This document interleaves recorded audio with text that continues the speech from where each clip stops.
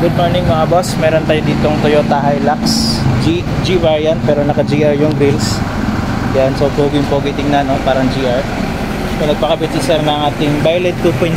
Ito siya, Violet 2.0 with high beam feature. So nakatap to sa high beam nya.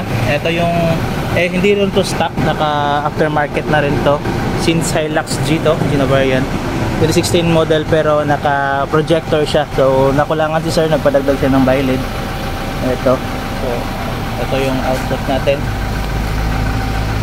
So yan mga bossing ha, naka high beam na yan mga boss. So ito yung headlight, tabunan ko yung headlight. Ito yung projector fog light natin. So napakalinaw, di ba? Kahit daylight, oh, napakaano ng araw natin. So kitang-kita na yung output. Ito yung output niya. So ito yung headlight sa taas. Ito yung fog light.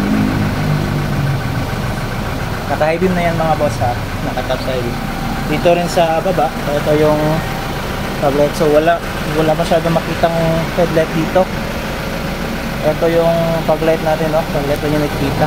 So kinakain siya ng fog light. So ganun na siya. Ayan mga boss, ito fit na fit ha. Wala tayong ginawang ano dyan.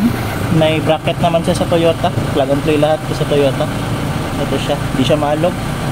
Easy to adjust na rin. Ito yung output. Yan yung fog light. Tabunan ko yung headlight. Yan, parang wala lang, kinain lang, oh.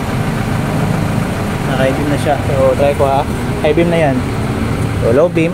Yan, low beam. Ito yung low beam nya. Ito sa kabila. High beam, yan. Low beam, high beam. Low beam, high beam. So yan mga boss. For more increase about sa ating product mga boss, Shell Banali yung landmark. Ito lang siya along the highway.